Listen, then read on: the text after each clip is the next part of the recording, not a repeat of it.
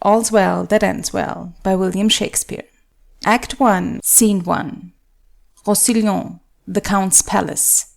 Enter Bertram, the Countess of Roussillon, Helena, and Lafeu, all in black. In delivering my son from me, I bury a second husband. And I, in going, mother, weep o'er my father's death anew.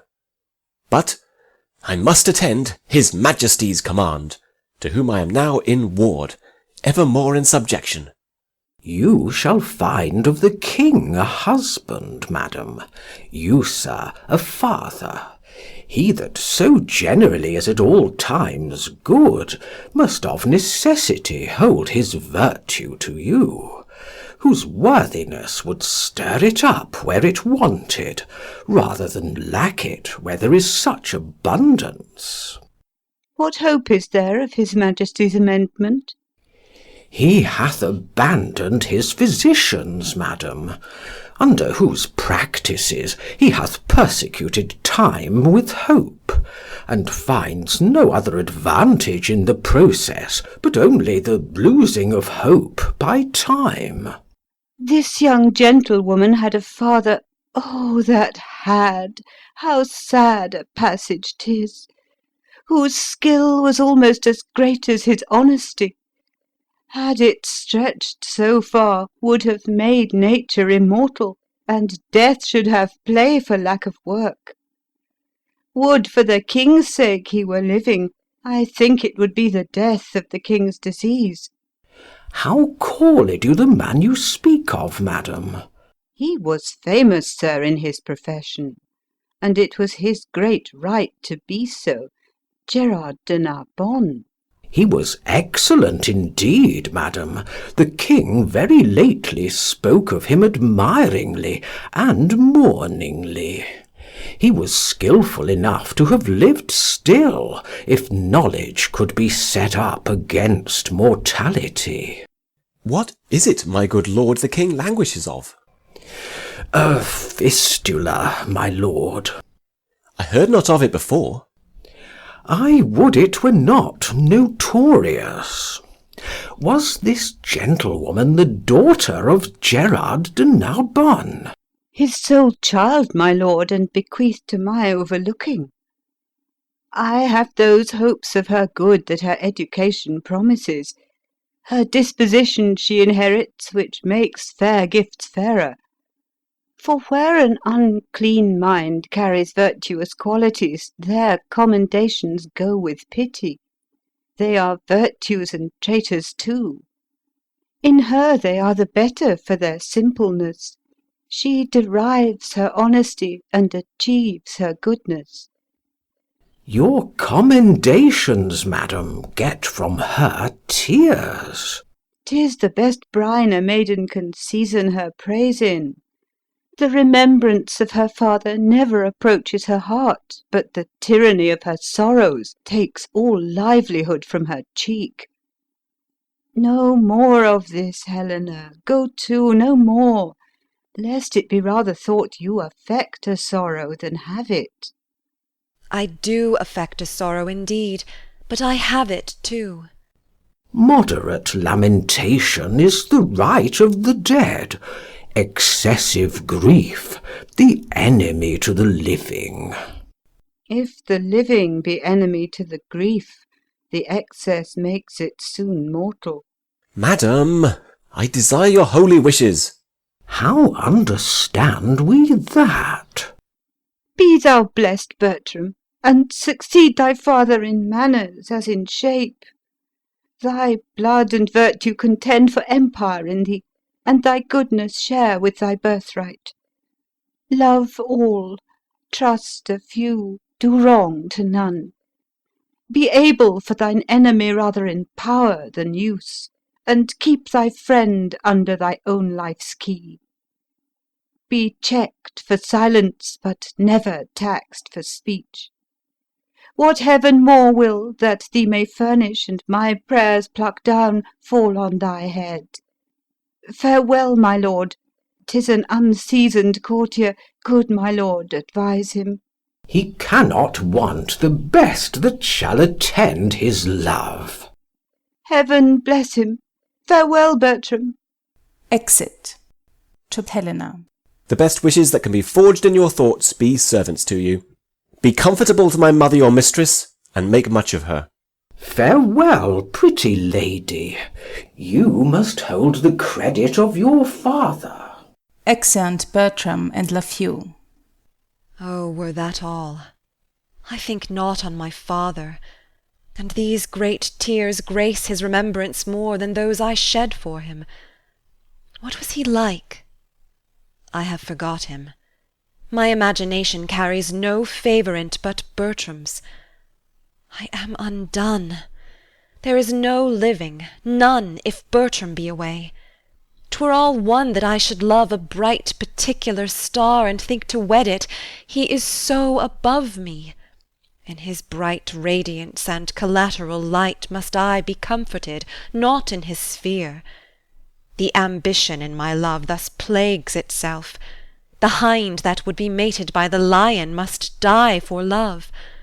'Twas pretty, though plague, to see him every hour, to sit and draw his arched brows, his hawking eye, his curls in our heart's table, heart too capable of every line and trick of his sweet favour. But now he's gone, and my idolatrous fancy must sanctify his reliques. Who comes here? Enter Parolles. Aside. One that goes with him. I love him for his sake, and yet I know him a notorious liar, think him a great way fool, solely a coward, yet these fixed evils sit so fit in him that they take place when virtue's steely bones look bleak i' the cold wind. Withal full oft we see cold wisdom waiting on superfluous folly. Save you, fair queen. And you, monarch? No. And no. Are you meditating on virginity? Ay. You have some stain of soldier in you. Let me ask you a question. Man is enemy to virginity. How may we barricado it against him? Keep him out. But he assails, and our virginity, though valiant in the defence, yet is weak. Unfold to us some warlike resistance. There is none. Man, sitting down before you, will undermine you and blow you up. Bless our poor virginity from underminers and blowers up. Is there no military policy how virgins might blow up men? Virginity being blown down, man will quicklier be blown up. Marry, in blowing him down again with the breach yourselves made, you lose your city. It is not politic in the commonwealth of nature to preserve virginity. Loss of virginity is rational increase, and there was never virgin got till virginity was first lost. That you were made of is metal to make virgins. Virginity, by being once lost, may be 10 times found. By being ever kept, it is ever lost. 'Tis too cold a companion. Away with it. I will stand for't a little, though therefore I die a virgin. There's little can be said in't. 'Tis against the rule of nature. To speak on the part of virginity is to accuse your mothers, which is most infallible disobedience. He that hangs himself is a virgin. Virginity murders itself, and should be buried in highways out of all sanctified limit, as a desperate offendress against nature. Virginity breeds mites much like a cheese, consumes itself to the very paring, and so dies with feeding his own stomach. Besides, virginity is peevish, proud, idle, made of self-love, which is the most inhibited sin in the canon. Keep it not. You cannot choose but lose by it. Out with it. Within 10 year it will make itself 10, which is a goodly increase, and the principle itself not much the worse. Away with it. How might one do, sir, to lose it to her own liking? Let me see. Marry, ill to like him that ne'er it likes. 'Tis a commodity will lose the gloss with lying. The longer kept, the less worth. Off with it while 'tis vendible, Answer the time of request. Virginity, like an old courtier, wears her cap out of fashion, richly suited, but unsuitable, just like the brooch and the toothpick, which wear not now. Your date is better in your pie and your porridge than in your cheek. And your virginity, your old virginity, is like one of our French withered pears. It looks ill, it eats dryly. Marry, 'tis a withered pear. It was formerly better. Marry, yet 'tis a withered pear. Will you anything with it? Not my virginity, yet. There shall your master have 1,000 loves, a mother and a mistress and a friend, a phoenix, captain, and an enemy, a guide, a goddess, and a sovereign, a counsellor, a traitress, and a dear. His humble ambition, proud humility, his jarring concord, and his discord dulcet, his faith, his sweet disaster, with a world of pretty, fond, adoptious Christendoms, that blinking Cupid gossips. Now shall he, I know not what he shall. God send him well. The court's a learning place, and he is one. What one, i'faith? That I wish well. 'Tis pity. What's pity? That wishing well had not a body in't, which might be felt. That we, the poorer born, whose baser stars do shut us up in wishes, might with effects of them follow our friends, and show what we alone must think, which never return us thanks. Enter Page. Monsieur Parolles, my lord calls for you. Exit.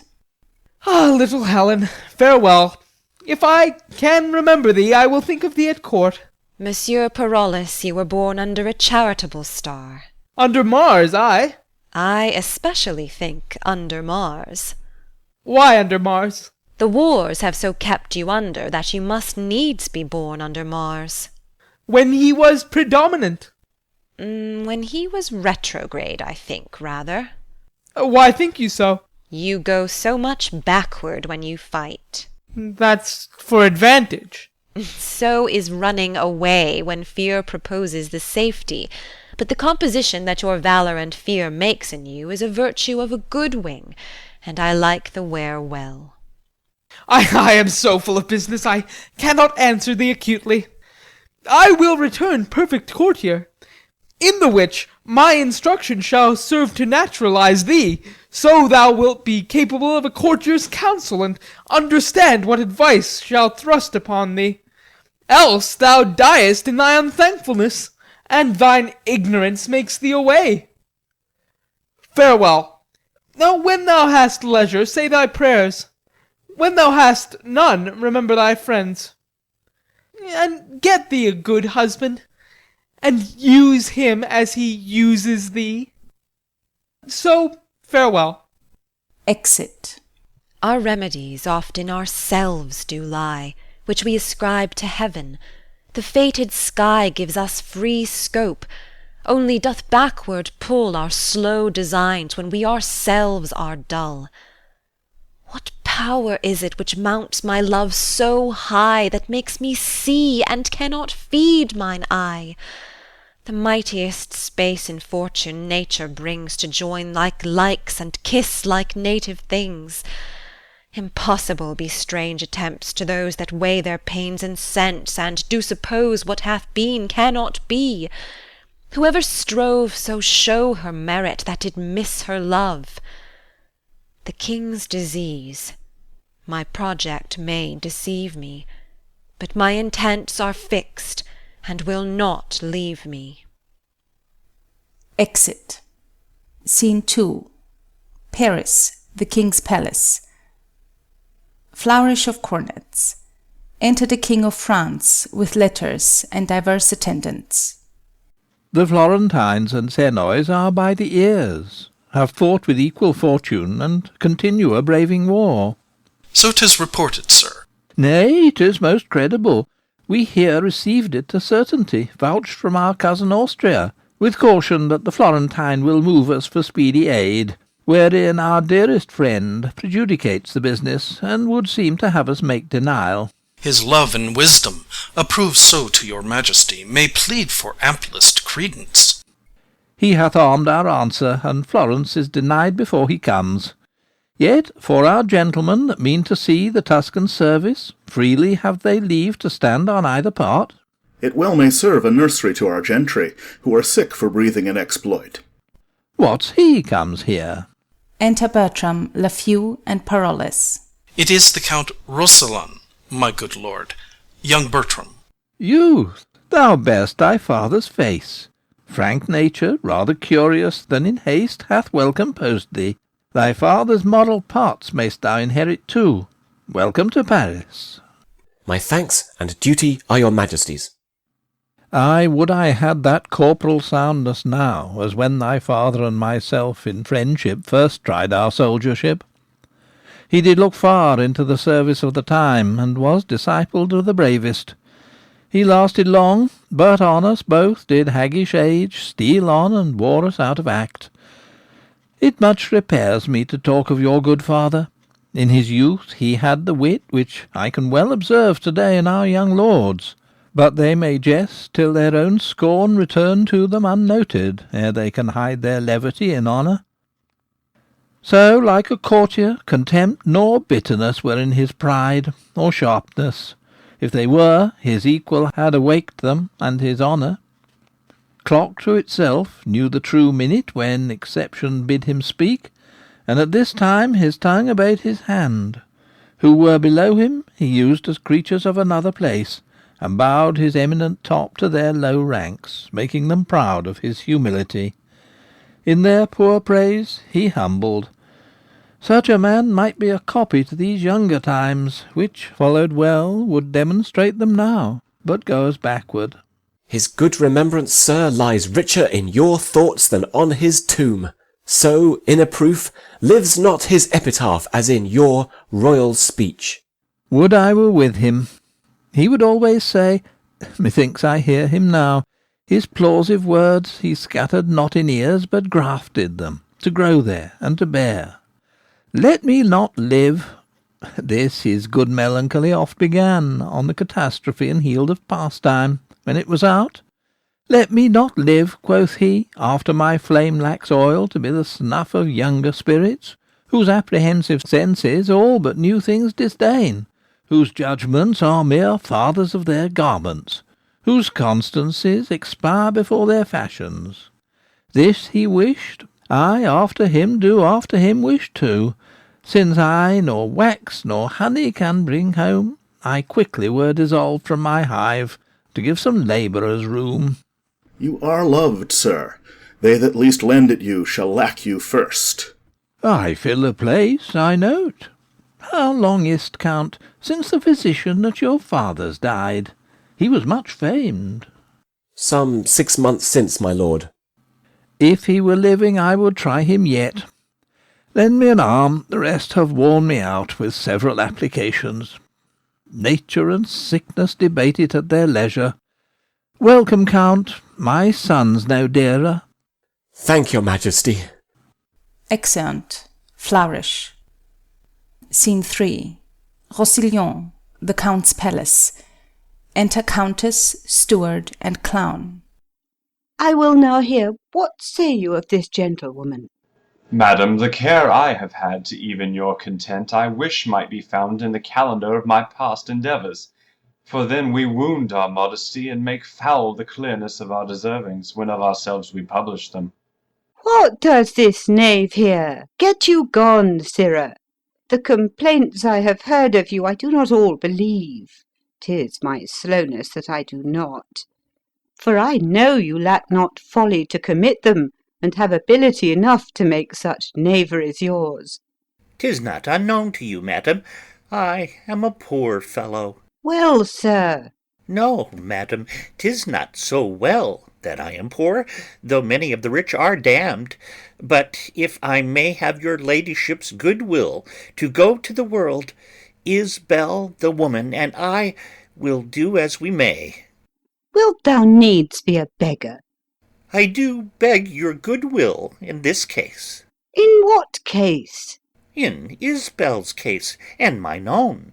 Service is no heritage, and I think I shall never have the blessing of God till I have issue of my body, for they say bairns are blessings.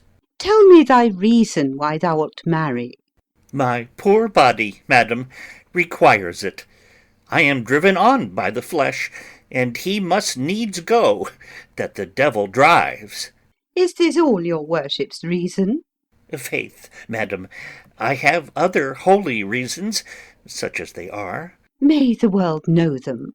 I have been, madam, a wicked creature, as you and all flesh and blood are, and indeed I do marry that I may repent. Thy marriage sooner than thy wickedness.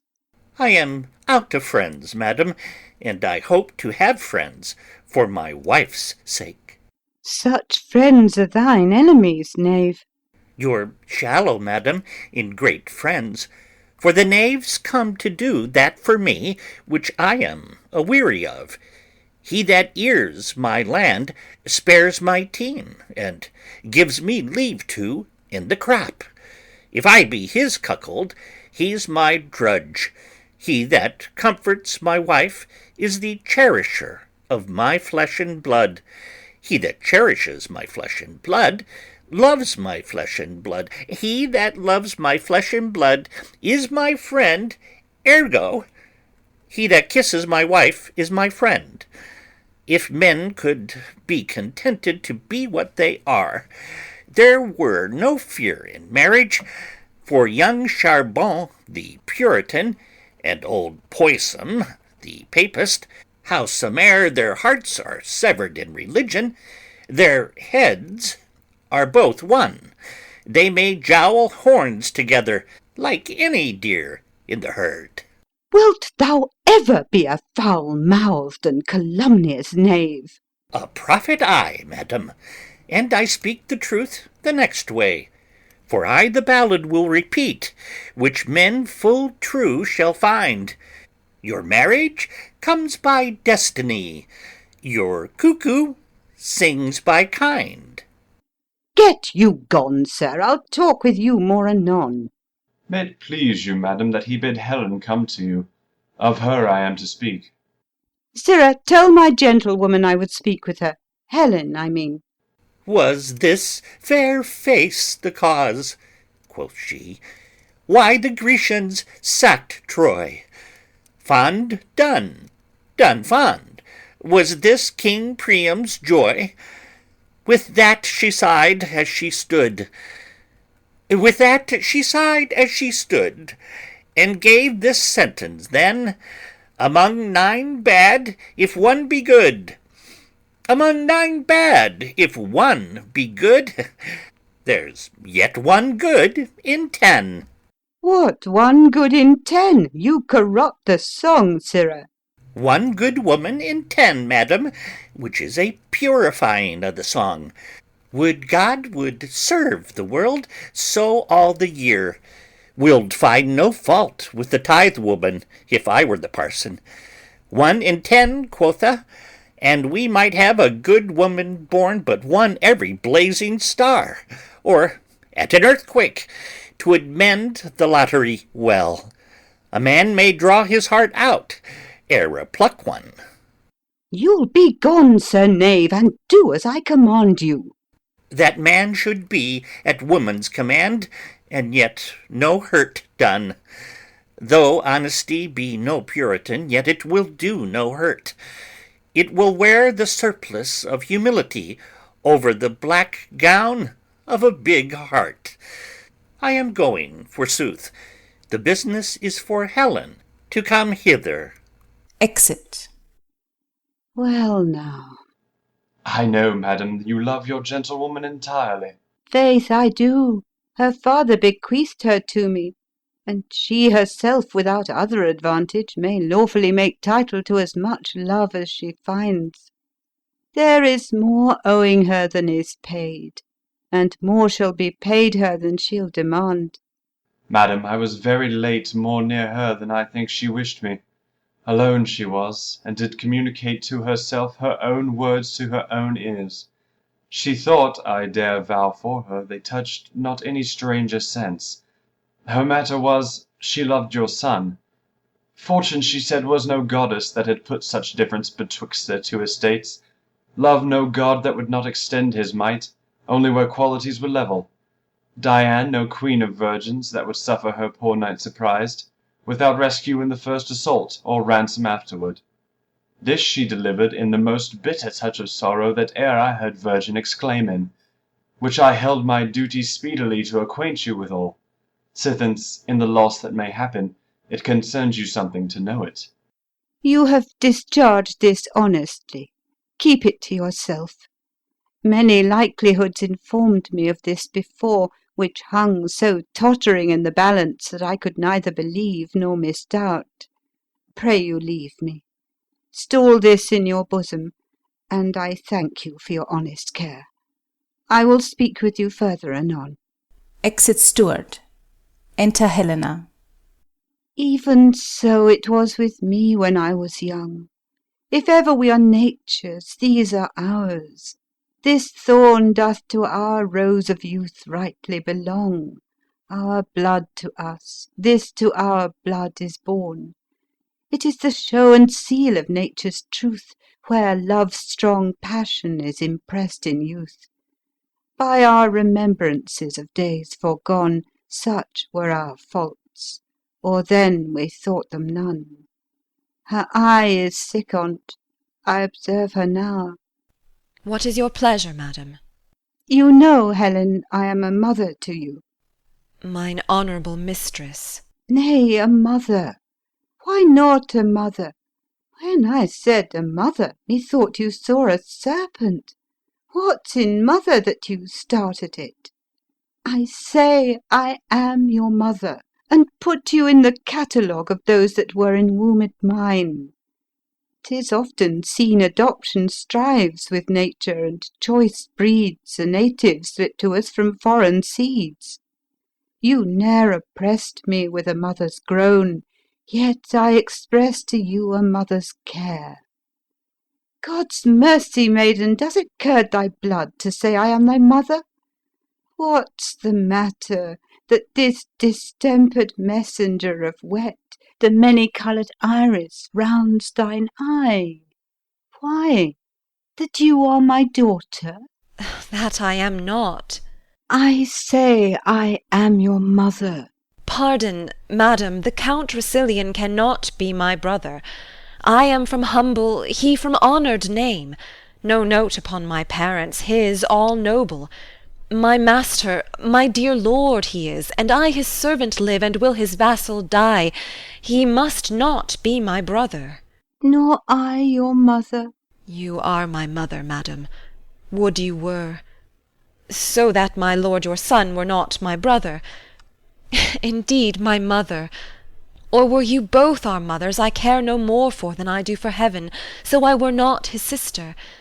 Can't no other but I your daughter, he must be my brother. Yes, Helen, you might be my daughter-in-law. God shield you mean it not. Daughter and mother so strive upon your pulse. What, pale again?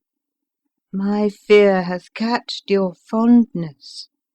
Now I see the mystery of your loneliness, and find your salt tears head. Now to all sense 'tis gross you love my son. Invention is ashamed against the proclamation of thy passion to say thou dost not. Therefore tell me true, but tell me then 'tis so. For look, thy cheeks confess it the one to the other, and thine eyes see it so grossly shown in thy behaviours that in their kind they speak it. Only sin and hellish obstinacy tie thy tongue, that truth should be suspected. Speak, is't so? If it be so, you have wound a goodly clue. If it be not, forswear't. Howe'er I charge thee, as heaven shall work in me for thine avail, tell me truly. Good madam, pardon me. Do you love my son? Your pardon, noble mistress. Love you my son? Do not you love him, madam? Go not about. My love hath into bond whereof the world takes note. Come, come, disclose the state of your affection, for your passions have to the full appeached. Then I confess, here on my knees before high heaven and you, that before you and next unto high heaven I love your son. My friends were poor, but honest, so's my love. Be not offended, for it hurts not him that he is loved of me. I follow him not by any token of presumptuous suit, nor would I have him till I do deserve him, yet never know how that desert should be. I know I love in vain, strive against hope, yet in this captious and untenable sieve I still pour in the waters of my love, and lack not to lose still. Thus, Indian-like and religious in mine error, I adore the sun that looks upon his worshipper, but knows of him no more. My dearest madam, let not your hate encounter with my love for loving where you do. But if yourself, whose aged honour cites a virtuous youth, did ever in so true a flame of liking wish chastely and love dearly, that your Dian was both herself and love, O then give pity to her, whose state is such that cannot choose but lend and give where she is sure to lose, that seeks not to find that her search implies, but riddle-like lives sweetly where she dies. Had you not lately an intent, speak truly, to go to Paris? Madam, I had. Wherefore? Tell true. I will tell truth. By grace itself I swear. You know my father left me some prescriptions of rare and proved effects, such as his reading and manifest experience had collected for general sovereignty, and that he willed me in heedfullest reservation to bestow them, as notes whose faculties inclusive were more than they were in note. Amongst the rest there is a remedy, approved, set down, to cure the desperate languishings whereof the king is rendered lost. This was your motive for Paris, was it? Speak. My lord, your son made me to think of this, else Paris and the medicine and the king had from the conversation of my thoughts haply been absent then. But think you, Helen, if you should tender your supposed aid, he would receive it? He and his physicians are of a mind, he that they cannot help him, they that they cannot help. How shall they credit a poor unlearned virgin, when the schools, embowelled of their doctrine, have left off the danger to itself? There's something in't more than my father's skill, which was the greatest of his profession, that his good receipt shall for my legacy be sanctified by the luckiest stars in heaven. And would your honour but give me leave to try success, I'll venture the well-lost life of mine on his grace's cure by such a day and hour. Dost thou believed? Ay, madam, knowingly. Why, Helen, thou shalt have my leave and love, means and attendance, and my loving greetings to those of mine in court. I'll stay at home and pray God's blessing into thy attempt. Be gone to-morrow, and be sure of this, what I can help thee to thou shalt not miss. Exeunt. End of Act 1.